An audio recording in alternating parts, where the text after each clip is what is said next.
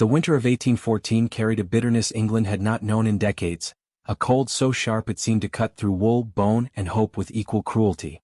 Along the desolate northern road leading toward Ravensshire, the wind shrieked across open fields as if determined to sweep every living thing from its path. Snow curled in violent spirals, swallowing distance and muffling sound, turning the world into a pale, merciless void. Yet through that storm trudged a lone young widow, Eleanor Hale, her 2 children clinging to her skirt as though the simple act of holding on might anchor them to life itself. Their boots were little more than patched leather and wishful thinking, already soaked through to the skin. The children, Samuel, barely 8, and Clara, 6, with a frailness that had worried Eleanor even in kinder seasons, stumbled with each step. Eleanor murmured what encouragement she could, though her lips were nearly numb. "Just a little farther," she whispered, though she had no certainty left. "We must keep moving." She kept her eyes lowered, not out of submission, but because the wind stung too fiercely to face it head-on. Her late husband had once marched across frozen battlefields, promising her that England's winters were nothing compared to Russian fronts. Yet now, walking alone without him, she felt every gust as though the world itself conspired to push her into despair. A distant rattling broke through the roar of the storm, the groaning wheels of a merchant wagon. Its lanterns flickered like nervous fireflies as it slowed upon approaching them. Eleanor lifted her head with a surge of relief so strong she swayed. She stepped forward, raising a trembling hand. The driver, a stout man with frost-crusted whiskers, squinted at her through the swirling snow. Understanding dawned in his eyes, followed swiftly by a wary withdrawal. His gaze darted over her thin shawl, the frightened children, then lingered on the modest wedding ring still clinging to her finger. "Please," Eleanor called, struggling to keep her voice steady. "Just a little space at the back. The children cannot bear the cold." The man's expression hardened. "Your name is Hale, isn't it?" The question carried the tightness of suspicion, as though the mere syllables tasted wrong to him. Eleanor hesitated. "Yes." He clicked his tongue sharply. "I've heard enough. They say your husband died under circumstances no honest man should. And I've no wish for trouble." With a dismissive shake of the reins, he muttered, "Best you move along." The wagon lurched forward before Eleanor could answer, disappearing into the wall of snow. Eleanor stood frozen in more than the winter's grip. Shame washed over her, hot in contrast to the cold. Her children looked up at her with wide, frightened eyes. She forced a steadier tone than she felt. "Come along," she said softly. "We keep moving." But inside she felt the old familiar sting. The world condemned her not for who she was, but for shadows cast by a man who had died trying to do what was right. That knowledge gave her strength, yet it also carved loneliness deeper into her heart. The road stretched endlessly ahead, pale and directionless. Clara stumbled again and Eleanor caught her before she fell. She cradled the girl close, gathering what warmth she had left around the child's small, quivering form. She wondered, fleetingly, painfully, if this was how her story would end, 3 forgotten souls swallowed by a storm. But she pushed that thought away. Grief could not be allowed to win. Another sound pierced the wind then, the rhythmic clatter of hooves, the measured roll of a finely built carriage. But this was no merchant wagon. Its shape appeared through the snow like a dark apparition, polished, imposing, drawn by 2 strong horses whose breath rose in ghostly plumes. Unlike the shuddering merchant cart, this carriage moved with purpose, with the unmistakable authority of nobility. Eleanor stepped aside. Nobles did not stop for the likes of her, not in weather fair or foul. She guided the children to the edge of the road as the carriage slowed, though she assumed it was merely adjusting to the rough path. Yet the wheels ceased their turning completely. A shadow moved inside the carriage, and then its door opened with deliberate grace. A tall man stepped out, cloaked in black wool lined with fur, his boots sinking into the snow with a soft crunch. The storm bent around him, wind tugging at the dark hair falling across his brow. His pale eyes, sharp and cool as glacial steel, studied Eleanor with a depth that unsettled her more than the cold. This was no ordinary nobleman. Even before his coachman bowed and addressed him as "Your Grace," Eleanor sensed the weight of his position. She lowered her head instinctively, though her pride resisted the gesture.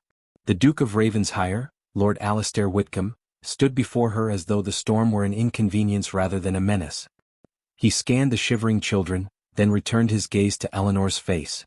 Something changed in his expression, an almost imperceptible shift, as though the severity in him softened against his will. "You cannot remain in this weather," he said, his voice carrying the quiet command of one accustomed to obedience. The storm will worsen before long. Eleanor opened her mouth, but nothing emerged. She felt suddenly painfully conscious of her frayed shawl, of her children's chattering teeth, of the rumors that had followed her since her husband's death. The Duke extended a gloved hand toward the open carriage door. "Get in the carriage." The words held not arrogance but a grave urgency. Still, Eleanor hesitated. Accepting help from a nobleman, here so near his estate, could invite speculation, gossip, even scandal. She could not risk her children becoming targets of cruelty once more. Alistair seemed to read her hesitation. He stepped closer, lowering his voice. "Madam, I understand the world may have given you reason to mistrust strangers.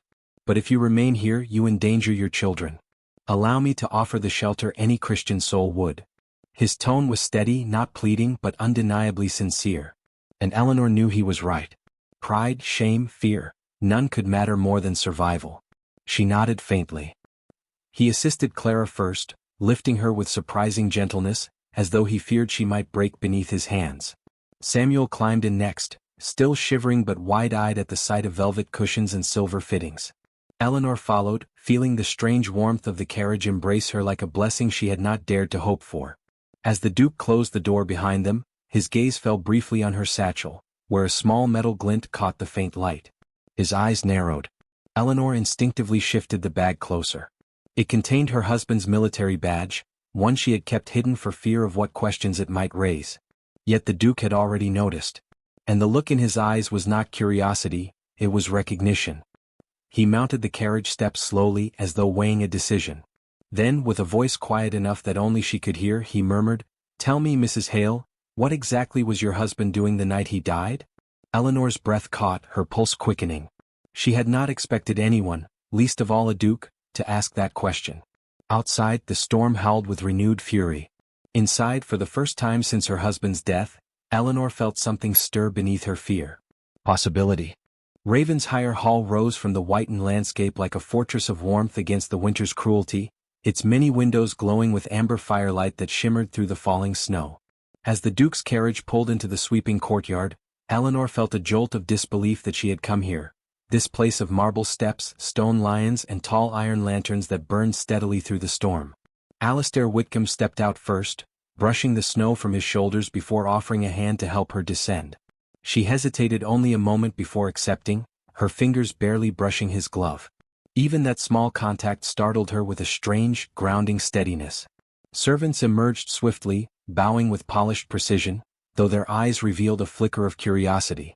It was rare, perhaps unprecedented, for the Duke to arrive with uninvited guests, particularly a widow in worn clothing and two pale children trembling with cold. Samuel and Clara clung to their mother as they entered the entrance hall, its polished floors reflecting the flicker of many candles. Eleanor tried to lower her gaze as whispers drifted in hushed threads from corners and doorways. She caught fragments: a widow, the children, why bring them here? Each one pricking at her dignity like an icy thorn. Alistair noticed. His posture stiffened, and his voice cut through the murmurs with quiet authority. "Mrs. Hale and her children are under my protection. See that they are given warm rooms and supper." Though he spoke with restraint, his tone carried an unmistakable warning. The whispers dissipated instantly, swallowed by the crackle of distant hearths. Two maids guided the children toward the warmth of a side chamber, where a fire roared invitingly. Eleanor knelt, adjusting Clara's shawl. The girl's eyes brightened at the sight of steaming broth and fresh bread already waiting. "Mama," she whispered, "is all this for us?" Eleanor could only nod, overwhelmed by gratitude she hardly knew how to hold. Alistair remained nearby, his presence firm but not intrusive. Lines of fatigue carved faint shadows beneath his eyes, yet something softer lingered there as he watched the children eat. Perhaps compassion, or perhaps an old memory stirred by their fragility. Samuel glanced curiously at him, and Alistair offered a small carved toy soldier from his pocket, passing it across the table with an almost shy hesitation. Samuel stared in astonishment, then clutched it with the first true smile Eleanor had seen from him in weeks. A warmth spread through her chest, bewildering in its intensity. But kindness, in a hall as politic as Ravensshire, was never safe from scrutiny. By morning the household buzzed like a disturbed hive. Eleanor learned of the spreading rumors from a discreet maid who brought hot tea to her room. "My lady, pardon Mrs. Hale, people are speaking downstairs," she whispered nervously. They say His Grace has taken a too personal interest in you. And that bringing you here reflects poorly. Eleanor set the cup down with trembling hands. She had fought so hard to keep her dignity, yet here it faced assault again, this time from inside noble walls. When she descended to the main hall, she felt the weight of staring eyes. Every bowed head seemed laced with judgment. Though the fire crackled warmly, the air felt colder than the storm outside. A tall, elegantly dressed woman approached with the graceful glide of someone accustomed to admiration. Her dark auburn hair framed a face designed for salons and court gatherings, and her gown shimmered with silver embroidery. Eleanor recognized her from newspapers, Lady Arabella Cunningford, a frequent guest of the county's highest circles. Arabella offered a thin smile that bordered on cruelty.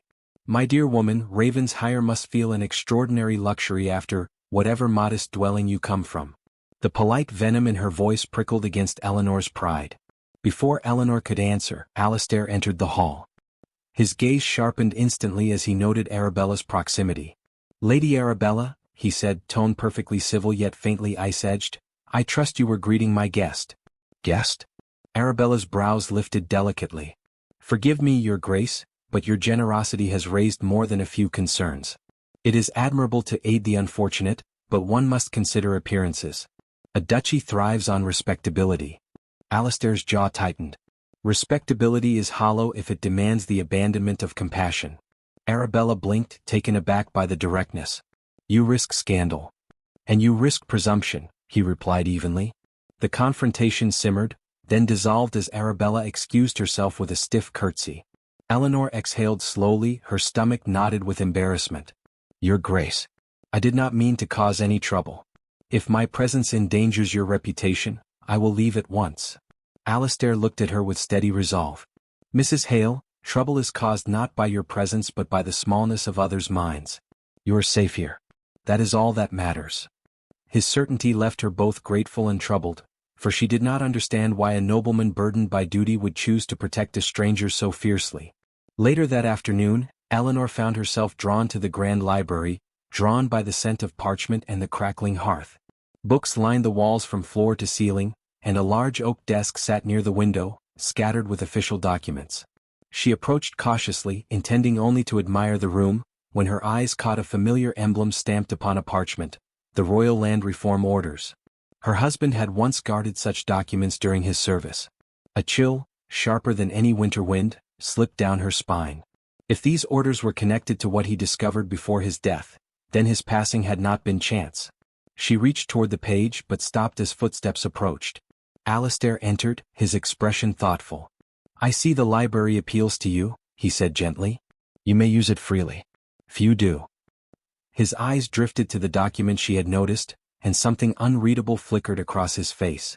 Before she could inquire, Samuel and Clara burst in, laughing breathlessly as a footman chased them in a playful attempt to retrieve a runaway scarf. Their joy dissolved her fear for a moment, and Alistair watched the scene with a subtle softening of posture. Evening settled in slowly, painting the hallways with pools of golden light. After supper, when the children were tucked safely into warm beds, Eleanor sat alone by the drawing-room fire. She allowed the silence to steady her thoughts. So much had changed in a single day: kindness offered, whispers endured, questions awakened. Yet beneath everything lay a tension she could not name, woven delicately around her interactions with the Duke.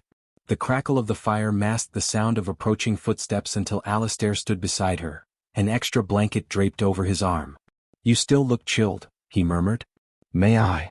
She nodded, and he placed the blanket gently around her shoulders, the gesture unexpectedly intimate in its restraint. She lifted her eyes to his.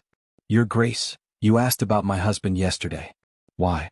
Inside an opulent Regency-era study with dark mahogany shelves, deep green walls and gold-trimmed bookcases, a 32-year-old Duke stands near tall frosted windows, his posture tense yet elegant. He watches a 27-year-old widow gently help her two children, a 7-year-old boy and a 4-year-old girl, warm their hands beside a glowing stone fireplace. Snowflakes drift softly outside the window, filling the room with a muted winter calm. The soft, diffused natural light mixes with warm firelight, illuminating the Duke's troubled, thoughtful expression. His tailored dark coat contrasts with the widow's simple, worn dress, creating a quiet emotional distance.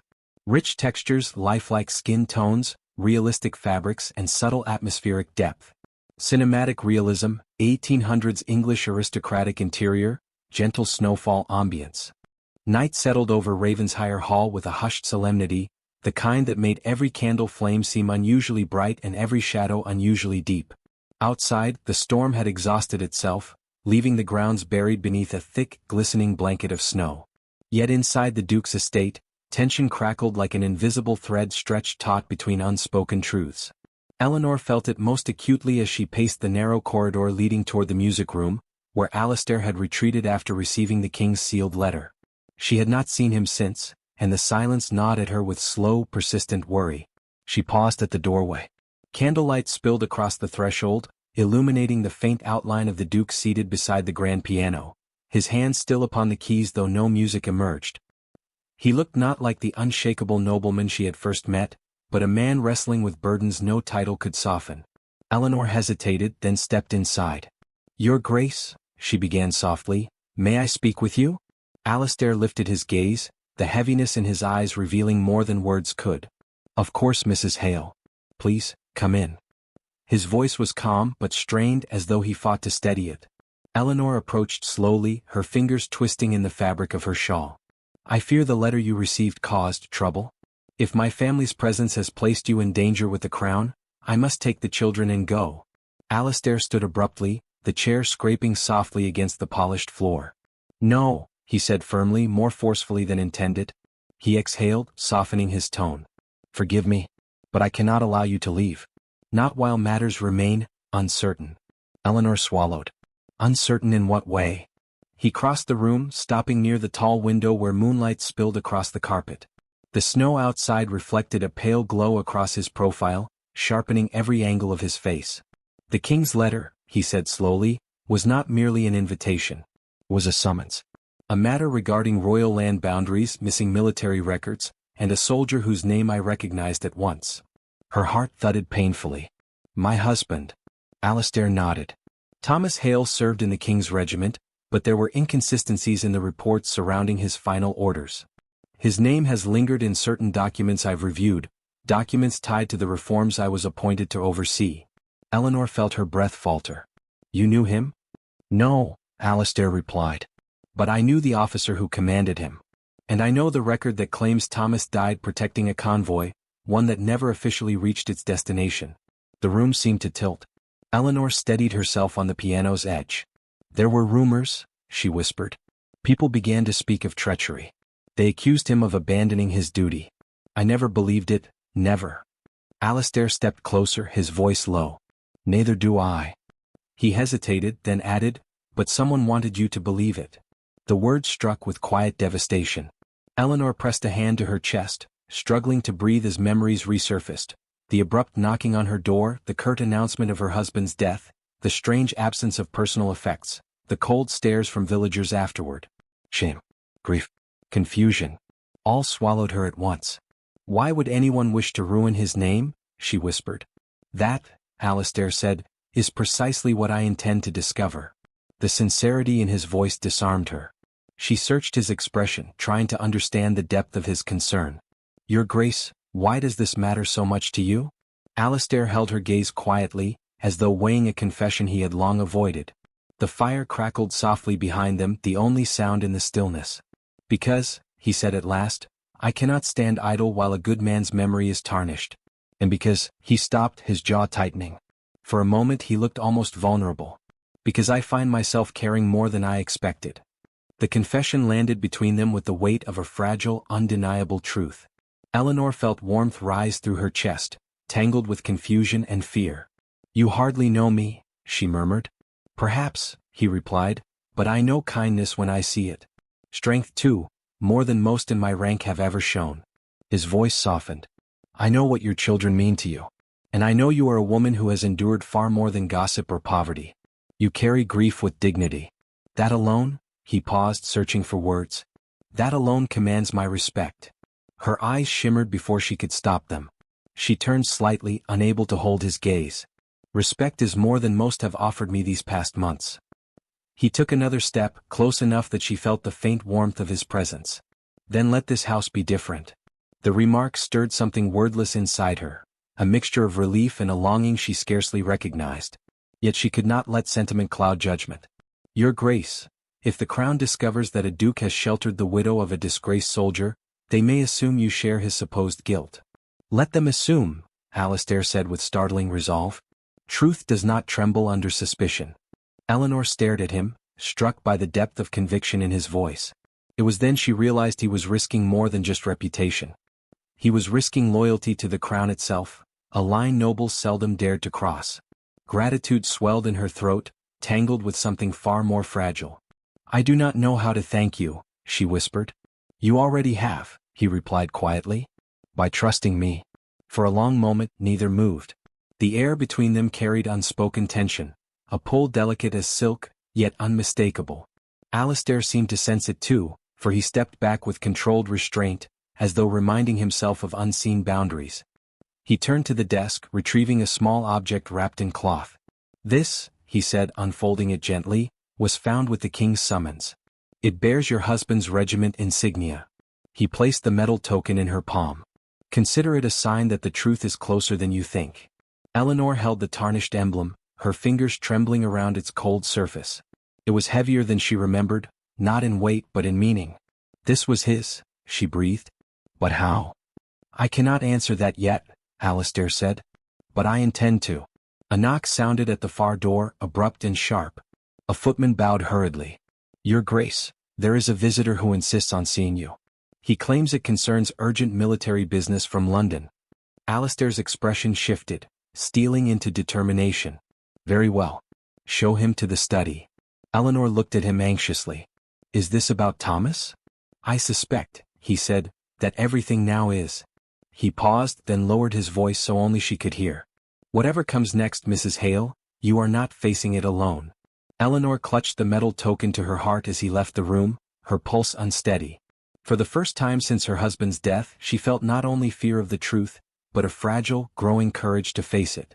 And somewhere beneath that courage, another truth stirred quietly, insistently. She no longer feared the Duke's presence. She feared how deeply she had begun to rely on it. The following morning rose with a muted lavender glow, the kind of winter light that softened the edges of the world yet exposed every deep truth concealed within it. Snow still clung to the distant hills, but the storm had passed, leaving an air of uncanny stillness over Hawthorne Hall. Eleanor awoke before the children and stood by the frosted window of her chamber, watching servants move across the courtyard with purposeful quiet. Something within her felt altered, fragile yet strengthened, as though the confession she had shared with Dalton beneath the portrait-laden shadows had lifted a weight she had carried alone for far too long.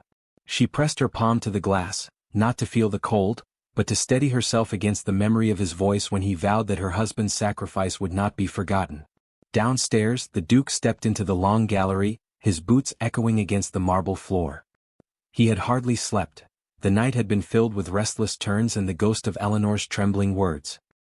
He carried the knowledge of her suffering as if it were his own, and every step he took seemed to carry him closer toward a decision that would draw the gaze of his entire world. The portraits of his ancestors watched him with stony disapproval, their gilded frames glinting in the early light. Dalton paused beneath the portrait of the first Duke, a man known for an iron will and merciless adherence to duty. You guarded tradition, Dalton murmured to the painted eyes. But I must guard something far more human. And with that, he made his way toward the breakfast chamber. Eleanor entered moments later, startled to find him alone, waiting not at the head of the long table but at its side, as though he wished to meet her as an equal. The fire cast amber reflections across his dark coat, and when he rose, the sincerity in his eyes unsettled her more than any display of authority ever had.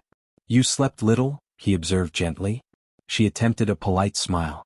I could say the same of you, Your Grace. He did not deny it. Instead, he motioned for her to sit, but she hesitated.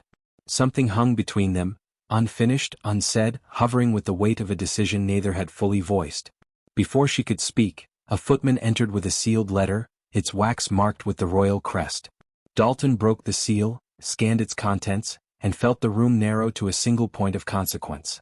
The Crown was summoning him back to London for urgent consultation on the land reforms, but at the bottom of the letter was a second note, discreetly appended, indicating that certain court members had concerns about his recent alliances and household arrangements.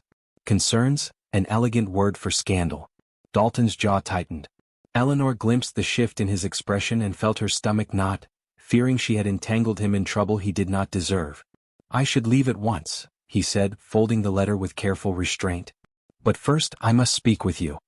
He dismissed the servants with a quiet command. When the room was empty he stepped closer, lowering his voice. "Eleanor, word travels swiftly when intention is misunderstood. The court is aware you and your children remain here under my protection." She looked down ashamed. "I never wished to endanger your reputation, your grace." He shook his head. "You have not endangered it. You have revealed its hollowness." Confused, she met his gaze, and for the first time she saw not the Duke of Hawthorne but simply Dalton, a man grappling with the expectations of a world that asked him to stand upright even when his heart leaned in a different direction. He reached into his coat and drew out the small silver token she had described the night before, the insignia of the king's regiment. He had searched the estate archives through the night until he found it stored in an old case of commendations. "It belonged to Captain North," he said softly. "To your husband." Eleanor's breath caught as he placed it into her hands, reverent as though returning a relic. "He died protecting a truth the crown wishes forgotten. I cannot allow his memory, nor yours, to be overshadowed by whispers." She tried to speak, but emotion tightened her throat. "Why are you doing this for us?" The question was tremulous, sincere. Dalton stepped nearer, close enough for the faint scent of snow on his coat to mingle with the warmth of her breath. "Because," he answered, voice low, "I cannot bear the thought that fate showed me your courage only to demand I ignore it. I cannot bear the idea that the world would treat you as a shadow when you deserve light." His words were not loud, but they were the most daring he had ever spoken. Eleanor felt her defenses falter. "You are a duke," she whispered, "and I am a widow with no standing, no dowry, no—" "No," he interrupted gently but firmly. "You are a woman of extraordinary resolve. You are a mother who crossed a frozen road to keep her children alive. You are someone whose honesty has forced me to confront the man I wish to become." She shook her head, overwhelmed. "Dalton, society would never permit—" "Let society choke on its own pride," he said, and though his tone remained calm, the intensity beneath it betrayed just how long he had restrained himself. Before she could retreat into fear, he extended his hand. Not as a command, not as a rescue, but as a choice. "Come to London with me," he said. The room stilled. "Not in secrecy. Not hidden. Stand beside me so the court may see you, and let them question my decisions if they must. I will defend you before every lord and minister in the realm." She stared at his hand, trembling. "And if they refuse to hear you?" He breathed deeply. "Then I will resign my post, relinquish the comforts of their approval, and live by the truth I have found with you." Tears stung her eyes, not of sorrow but of a cautious, dawning hope she had not allowed herself to feel in years. "You would give up everything?" she whispered. "Not everything," he said softly. "Only what never mattered in the first place." Slowly, with a courage that surprised even herself, Eleanor placed her hand in his. Dalton closed his fingers around hers, steady and warm. The moment felt like a vow, quiet, private, and yet more binding than any declaration spoken in a hall of nobles. The children's approaching footsteps broke the stillness and Eleanor stepped back, but Dalton's expression held no regret.